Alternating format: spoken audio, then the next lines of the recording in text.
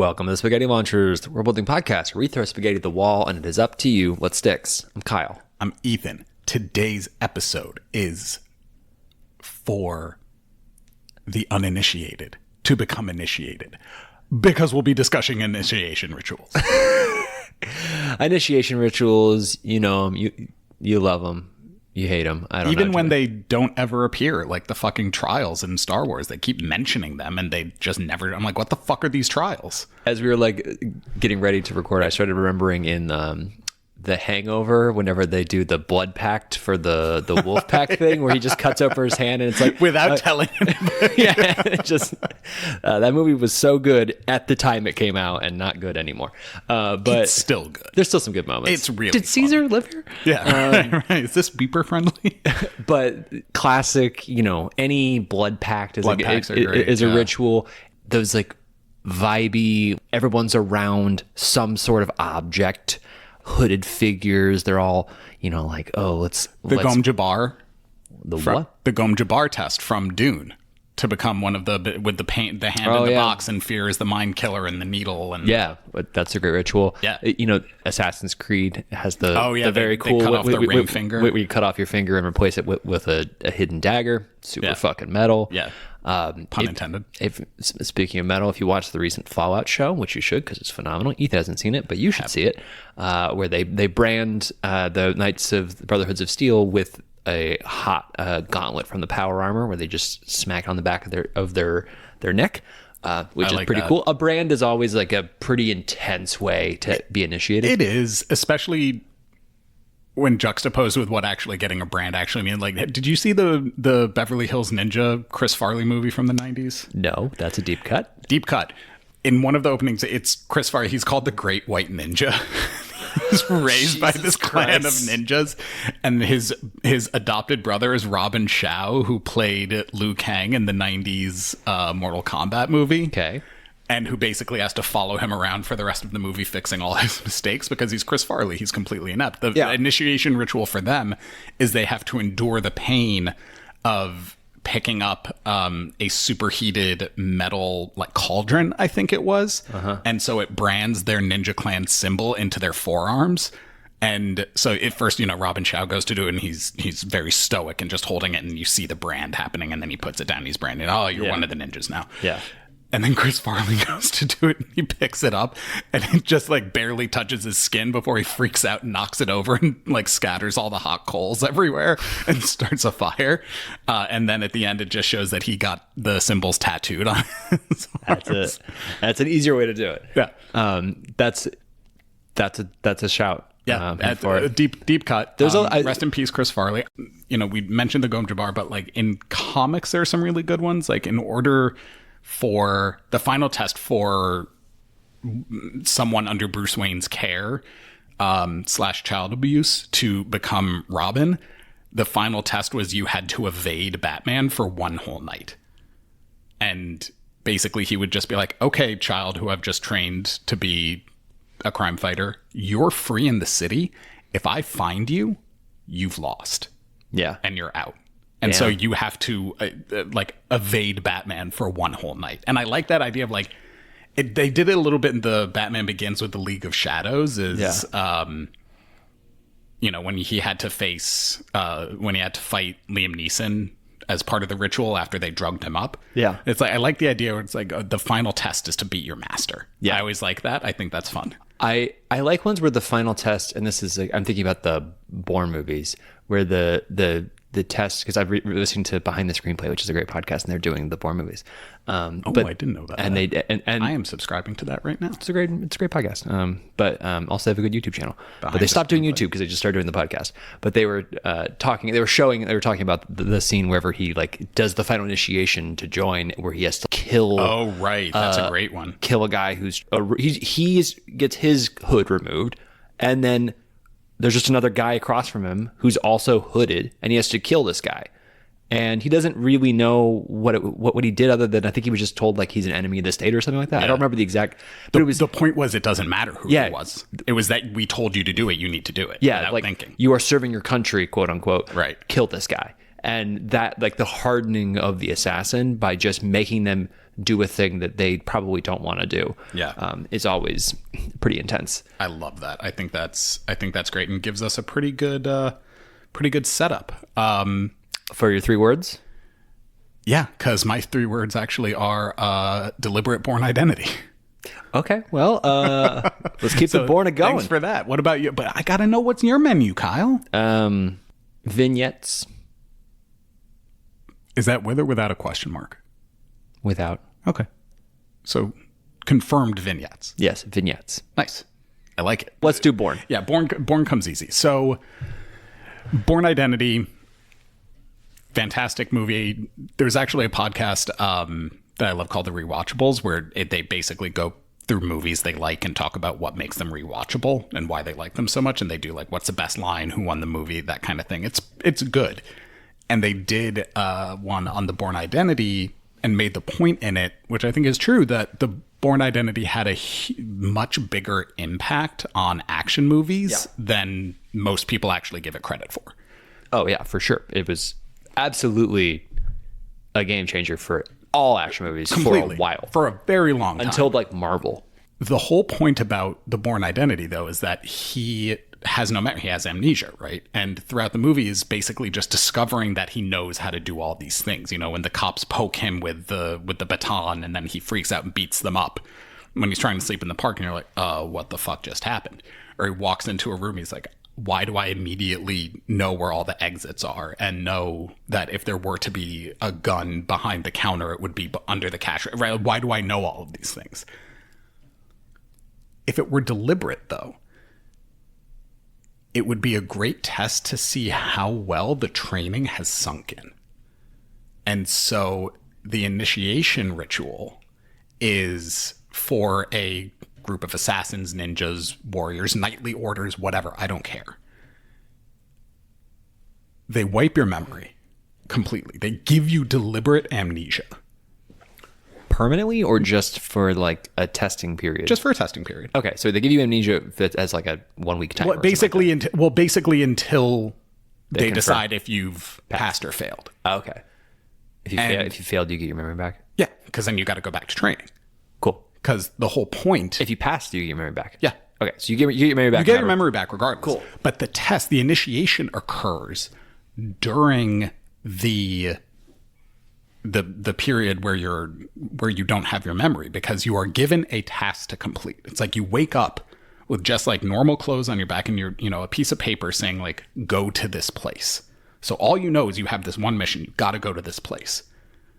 And then throughout the whole adventure, it's people coming after you, trying to test you to see like, oh, did he notice that we left a secret weapon for him on the top shelf of this house that was nearby where he woke up, because his training should have told him to look there, because we always taught him to check the corners.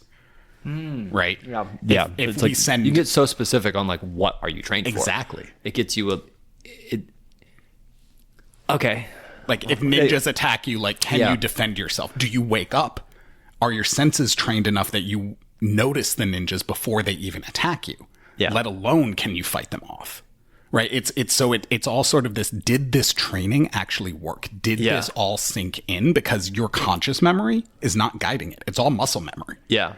I think it's really cool, and it wasn't what I thought you were going to do with the Force-born identity. What do you think I was going to do?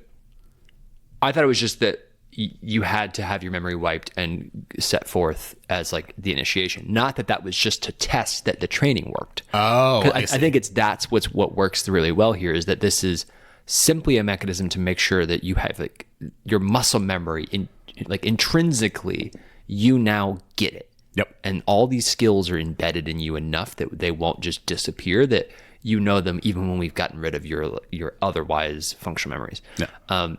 That's super cool. Then thinking about it mechanically, so it creates so much tension and suspense, because so say you start a story where, it's like page 1 is somebody acknowledging, I'm about to lose my memory, and let's hope I pass this test. And then it's you just kind of wake up and you have to start going and uncovering as you're reading. Like, this guy just no longer has his memory, but going through what clearly is like some perilous scenarios. Right. Something is happening. Something is happening, and it's the shit's just like because his paranoia's got to be off. Because I assume when they do this that your paranoia kind of goes up because you know your instincts are being set on fire, that something is that there are threats and that there are things you need to be taking care of. Right. That's a great point. That's the first test: is are you paranoid or not? Are you anxious? If you're calm, like, you can be calm, but if you're not paranoid. Yeah, like you should be cautious. You should be aware, not paranoid. You should be aware. Right. You should be hyper aware and like clocked in that like what's happening around you and what you need to be solving. Right. And then you say the tone of the story can move into paranoia. Right. And to be like, let's make the reader feel anxiety. Let's make the reader feel paranoid because this guy's got shit coming at him and he knows what to do, probably. But doesn't know that he knows what to do. Yeah, exactly. And doesn't know what the problem's going to be. I think that can be really fun. Yeah.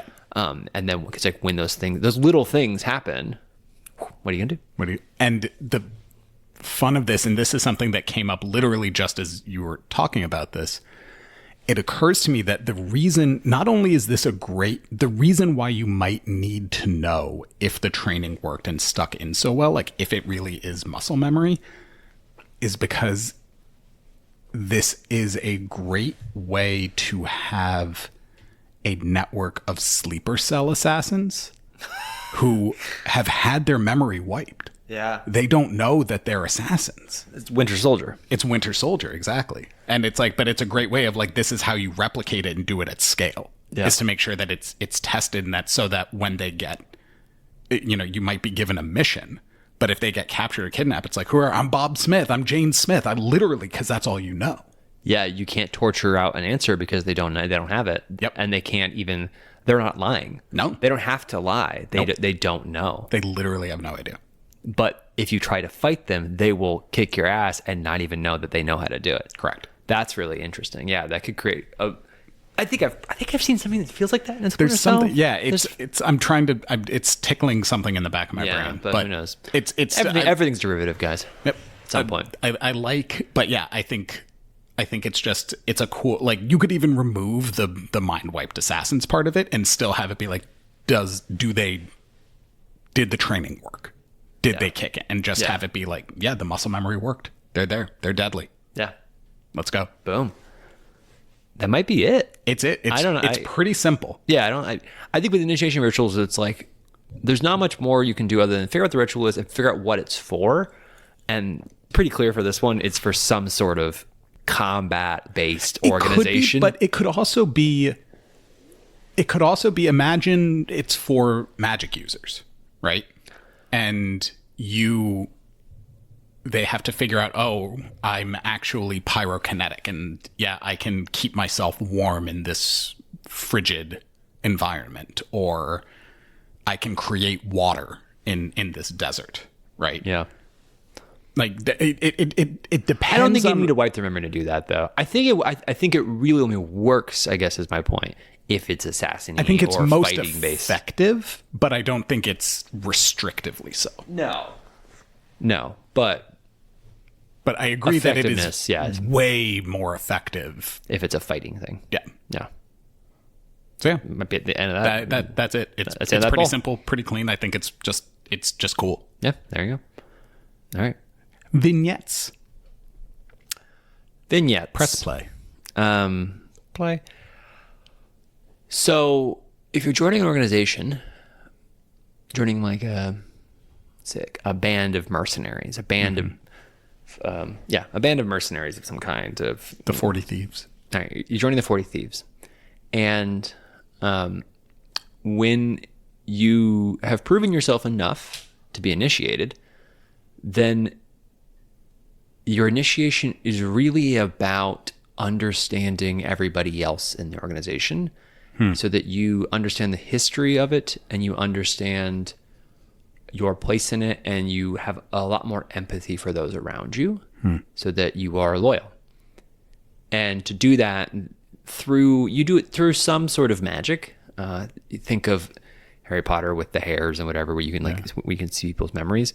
Like a telepath or something. But where you fully get to like relive vignettes of the lives of the people around you, where the leader can like play a vignette of their first day when they were in here, or this guy can like, you know, play for you a memory of like a job that they did that went wrong, and this person can play a vignette of their childhood, and they can just play these different vignettes and like share with you memories so that you understand them, and then you like live through that memory in full as them, and so you actually like deeply understand them, and you get a sense of the way that they think and the way that they emotionally react to things. You kind of get that, you build that bond and that connection, where they're all incredibly tight and they have like a familial bond that is pretty hard to shake, and thus keeps the organization super tight and secure. Yeah, because like Ender's Game. The more I understand my enemy, the more I love them, right? Like, but if you forge that deep of an understanding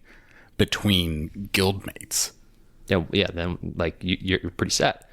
I could also see this being very effective in the field as well, because if you've been in that person's body, right, like you've lived through some experience of theirs, you are intimately aware of not just how they would emotionally react to something, but how they'd physically react to something. Yeah. So that if, you know, for example, you would know exactly, having lived in my body, even for a short amount of time, like I got a bad back, like you would know how to send what it looks like when my back is starting to go out. Yeah. And you would be able to step in and cover for me, just in the same way that I could do the same for you. Or like, you know, oh, he's slower on his left side than on his right, so I got to protect his left side and make sure that I stand there, right? Like it would be seamless pack tactics, basically. Okay. Where you're all sort of covering each other's weaknesses. Let's take this idea a step further. Let's bring it back and then take it a step further. Okay. Because I like where you're going at. You commit this initiation and you join what like essentially like a hive mind doppelganger. Yeah. That they each can fully mimic each other, transform into each other as like a doppelganger, where I can actively like visually, like I can actually turn myself into looking like Ethan, and then I know Ethan because of this hive mindy shared memories. I also understand Ethan. I understand him fully, that I can pretend to be him, or potentially I am now like just a part of a host of a hive mind, and my body is just available for that. But like, we all have some sort of independence, you know, like I don't know how to play around with it. No, I do. Okay. The initiation, the test is, can you maintain your independence? Ooh. You are forcibly inserted into the hive mind. Okay. If you don't maintain your independence, if you can't retain your individuality, you get lost in the hive mind, and you become, you know, maybe a shifter or a clone or a chameleon or something, and you basically go insane because you don't know who you are. Yeah. Or you might suddenly start thinking, oh shit, I am Kyle now. Like, Ethan is gone. I am fully Kyle now, because I just latched on in the hive mind somehow. Mm-hmm. But if you can maintain your individuality, that's passing the test. Okay. And then you have to constantly sort of be monitored as you go on and live in this group, because if you start adopting too many mannerisms of another person, or if you start talking like another person, like there's constantly there's like a vigilance, and that's why their numbers are low. Yep. That's why there's 40 thieves. And now there's 41, but there'll probably be 40 again pretty soon, because eventually these people die. They maintain a rather static number because there isn't enough. There's a threshold. Well, I don't think there's a threshold. It's just like, it's so difficult to get new people to, one, want to join, to be capable of joining. Because I'm imagining when you were talking about that, like you become a clone or a chameleon or whatever, you just become. Think up a cool name for it. I was thinking you just become a husk. You could do that too. Brain fries and you become a vegetable. Yeah, it's like overloaded. And you just used in some other way, like thinking of like the Mass Effect when they have the husks to Mass Effect 2, that I don't even like their purpose is a bit nebulous, but you become an obvious failure at this test, and everybody in the 40 Thieves sees the people who have failed, sees their husks, because they now like act as essentially like servants, because they can't do anything. Like they're functionally incapable of doing much at all. I don't know. Or maybe they just become guards, or they go into the army or something. It actually ties in a little bit to what I was talking about. If the muscle memory is still there, with the deliberate born identity, then you could still be. You could be like an automated security response kind of thing. Yeah, that's a good point. I mean, you can play around with what happens to the people who fail. I think there's an interesting thing in there, but the idea that people do fail at a pretty high rate. People who take this test, which is a low number of people take it, but a high number of people fail because it's really hard. That's a good point. Because you can't actually fully know whether or not you can handle that hive mind feedback until you do it, because it's not comparable to anything else. No. So how do you prepare other than really just actually knowing who you are as a person? It's like, go to therapy. I don't know. Like, or be stubborn as fuck. Yeah. So stubborn people also might not play well with the hive mind. They might not. Because the point of the hive mind is also you have to be capable and willing and interested in adapting and becoming other individuals as a part of this, and because you're cultivating also so much empathy amongst each other. The hive mind. Yeah, you have that could also it cause has to you flow break. through you. Yeah, like you have to let it flow through you, like a water crow over rocks. I was gonna say like a crow on an electric line. They're just all there. It's just flowing through them all. They're all part of it. Mm-hmm. They don't fight it, but they all have their own individuality. But they do fly as a herd or as a flock. Nonetheless. Yeah, they're a murder. It's a murder group. Yeah. So I think that's very cool. Yeah, and what they do with this, now that we've made it more of a hive mindy thing, I think it does make it more interesting on what their role can be. Because now I think their role becomes more elevated. They shouldn't be 40 Thieves. They should be running the fucking world. I think they could be running the fucking world. And like they're serving as kings and queens and shit, but as in Shadow Cabal. But for instance, they are the advisors. We've referenced them many times. I think in McKinsey. No, but like in The Witcher, where they have the sorceresses serve on each of the king's councils, which is such a cool. It's my favorite thing of the world building that he did. Mm-hmm. And then doing that, where these people are serving as random advisors to various important people, but then they can hive mind and they can transform into each other and kind of just feed that information back. And I don't know how the hive mind or how the transformative nature necessarily would benefit in that case, but the hive minding of it all to make sure, this king's talking about going to war, and then you can just hive mind that over to other people who are dealing with the king he wants to go to war with, and you can advise a course of action that would prevent war without that guy even knowing it.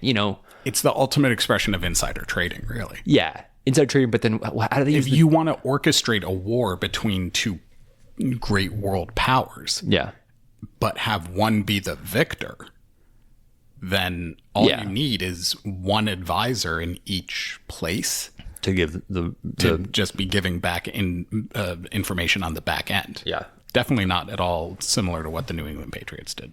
Yeah, not at all. Or that might be too ambitious. Let's take it away from that, because it's like that becomes. I want to figure out, how do you make use of hive mind and doppelgangery stuff beyond assassins? Because I think they'd be great fucking assassins. Yeah, but like assassins, everything makes a good assassin. Let's make them not an assassin, because now we're just building a faction. We have a cool initiation for a unique flavor. What do they do? No, so we don't have to explore it. But I want to. So I agree. They would be great assassins. That goes without saying. I don't want them to be assassins. I want them to be an army, because what I want is for them to, I want their fighting abilities in open combat, not sneaky assassin guerrilla warfare, to be so heightened by the fact that they are in each other's heads and know exactly where they're going, what their strengths are, what their weaknesses are, that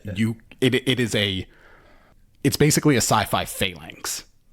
Yeah. Where like the phalanx that the Spartans used protected from all outside forces because you protected each other. Yeah. This is the same concept. It's just mentally. So even if there only are 40 of you, that connection makes you almost like the Sardaukar in Dune. You're still a human, but you are so elevated by this connection and so highly trained that you can take down entire military forces much more easily. I like that idea because it emphasizes the importance of the connection. Yeah. Well, and then the coordination and the doppelganger stuff where you could throw people off by all of a sudden transforming into the biggest guy in the troop and then transforming into the smallest person in the troop. Yeah. And you're throwing people off where they're like going to swing and then all of a sudden you made yourself like you turn into like a super skinny person. And like, you know, there's like one guy in the group who's like rail thin as like he's the dodge guy. You turn into him to dodge a hit, and then you turn into the big fat dude to like run into a bunch of people and knock them over. Right. You know, you could just kind of play around with form too, because I want to figure out how you could play, because I think at its core, I think the best way to use it is still going to be as thieves. Sure, because I agree. That's where you get to play the social element as well of transforming into different people to like do a bit like a lot of duping and trickery, because the hive mind, like doing heists, having a hive mind makes it very easy to do. Having the ability to transform into one of 40 people makes that pretty easy to do. It makes crime very easy. I think subterfuge, very easy. Assassination very easy. They're not soldiers, they're squires. They are the support. Okay. So they are coordinated not in their active warfare, but in sending resources and healing and support between all of the different points of contact between each of them. So they are connected with each other. It's not about suddenly shifting into the sneaky, stabby fighter and then turning into the big bruiser and punching your way through. It's about knowing, hey, I'm with the big bruiser right now, and they are taking hits and they need additional armor. And so you having that hive mind information, send it out, and then more arms start coming to you. What? Like, you start growing additional arms? No. Like arms, like armor, weapons. Yeah, that okay. type of thing. We're playing enough in speculative where I was like, what? Yeah. Is he just General Grievous all of a sudden? Yeah, I think it could work well as you're the support staff of an army. Mm-hmm. You're backing up all the generals and commanders or whatever, and that you can deploy rapidly. You can help deploy. You are the generals. Yeah. So you're not fighting. So you're not squires, and you are the logistics network for a country. Yeah. Take away the army. You're the supply chain. You're the supply chain for everything. Let's remove the army thing. One guy is in charge of water. One guy's in charge of sewage. One guy's in charge of all the farms. One guy's in charge of the military. One guy's in charge of this, that, and you have a hive mind of every. Like when I talked about earlier, of like you have the advisors in all the high positions. It's like no, it's just each of these people is the logistics or the operational core of all of the various nodes of this country. It's a great way to test all of those economic theories that we learned in grad school, because you're that much closer to perfect information. Yeah, if it's perfect information, and it's instant perfect information, right? And it's no deceit is involved because they have this familial level of bond and empathy for each other that they are making sure that it's all flowing perfectly. And in that case, you might remove the doppelganger. No, you don't, because I think I don't think it. I think it maybe it's a side effect. Because I think it then becomes, I'm just a node. I'm one of the 40. Yeah. And we, the 40, are what's important, not we as individuals. So if you work for me as the head of water, I am one of the 40. I will be numbered or whatever. I'll have a name, but like I'm number 38 of 40. Yeah. No, they don't want a number that because number 1 will get it cocky. But like I am Kyle of the 40, and thus I'm known. But I can immediately just become anybody else of the 40, and everyone in the 40 knows of me as Kyle. But I'm also just to the outside world, I'm just one of the 40. I don't know. Like I feel like it's creating that kind of. I think that's interesting. I like the point is the network. Yeah. What we've come to is that the point is the network, and that's why the initiation ritual of not rejecting the network, but also not losing yourself to the network is so critical. And like you need to maintain your individuality. Yes. And that hive-mindy sense of, belonging, connection. The possibilities are endless. Surely. Well, there's that. 40 of them. I think that's a great idea. All right, so let's turn the microwave on. Heat up some leftovers. What is in the microwave, Ethan? Handstand contest. Cool. The reason being, because these are soldiers that fight in a sci-fi world, and they need to make sure that they can handle constantly changing, basically, feelings of gravity. And so whoever can stand on their head and withstand the amount of pressure for so long of all the blood rushing to their head is going to have the most likely success at this is like a basic training thing where like you pass basic training and you still have other advanced training to go on to, but it's, can you physically just withstand all this blood rushing to your head for that long? Yeah. Cool. What you got? I have a open interpretation ritual where you are you wake up in a room, like a huge room, and there's like a smattering of hooded figures who are members of the organization, just not saying anything, not doing anything, not looking at you. You can't really see them. They're just shapes in a room. Yeah. No one has given you any instruction. You don't know what to do. And it's just, how do you react? And they interpret your behavior to help determine if you are initiated or not. But you might be initiated no matter what, unless you do something completely bonkers. But it's just... And just start stabbing people. It's like a sense of how confident are you in yourself and what this organization does. But they don't have a test. There's not like a thing they're expecting of you to do. It's like there's an adage for DMs in D&D is like, you set the puzzle, like you set the problem. You don't have the solution. That's their problem. Right. Well, if your players propose a solution, you decide if it's good enough or not, and just use that in this case of the organization has set the problem. The initiate will determine the solution, and they'll see if it's good enough. I like it. It's sort of like a Japanese koan, like in Zen Buddhism. In order to evoke enlightenment, a Zen master will say something or do an action that's meant to sort of be a little bit out of touch with reality or out of the question, almost a little bit absurd, to evoke enlightenment and understanding in the apprentice. Oh, cool. So sort of like that. And I like the idea of it being dependent on interpretation, because maybe it's not an initiation. It's not a test that you need to pass. We've been using this, sort of as like a test you need to pass. Maybe it's an initiation ritual, sort of like a sorting hat, where based on how you respond, they know which group to put you in. Yeah. If you get nervous and scared and anxious, then you might be very good at this thing versus that thing. Being in security or on watch duty. Yeah. Well, I don't really want the guy who's real anxious on security and he might just pull the trigger early. No, but you want someone saying something moved over there. Go check it out. Yeah.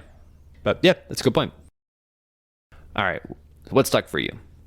The hive mind, the maintaining your individuality. Yeah. And the hive mind is very cool. Yeah, that was a good note. I think it's really fun, and I like that we got to the hive mind. I didn't expect that was. I didn't either, but it's very cool and a great test. Yeah. I also like it's the original idea of the testing the muscle memory. I think it's a great, like you said, it's a great way to tell a story. It's a great first person perspective. It's also a great character point. If for any RPG, you know, if we always default to D&D, but how did you know how to do extra attack or action surge? You're a fighter. How did you know how to do that? I don't know. I just did it.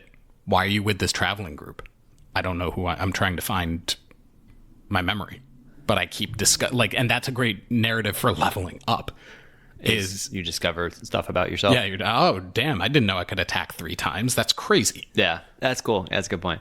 Yeah. I think. What about you? Both of those things stuck for me. I think it's the same stuff, which is the test being the amnesia being the test, just to be like, oh, does it work? Yeah. Did it work? Yeah, and I do like the tension of that those first couple moments of I'm about to wipe my memory. Fuck, it's gone. Okay, yeah. And then wake up, be like, oh, shit, and then like the anxiety and the instincts kicking in. I think that's really cool. And then I really love getting to the hive mind. I think that was a good call. It's really fun because I think it was a good natural progression from an idea that was mostly about like cultivating empathy and understanding and like knowing your place within an organization and like knowing all your comrades really well, but I didn't think about the fact that like you could just take that a step further. If you're truly world building and you want to make it a really unique organization, it's one that you do that to the degree that you join a hive mind voluntarily that they've created. Sports. Why didn't we think of sports, man? What? They'd be imagine that being a football team. That'd be crazy. Yeah, they'd be very good at it. Right. Okay. But to your point. Yeah, that's my point. My point's done. I don't remember. But anyway, so that's what stuck for us. Let us know what stuck for you. Thanks for listening. Emails in the show notes. Goodbye. Goodbye.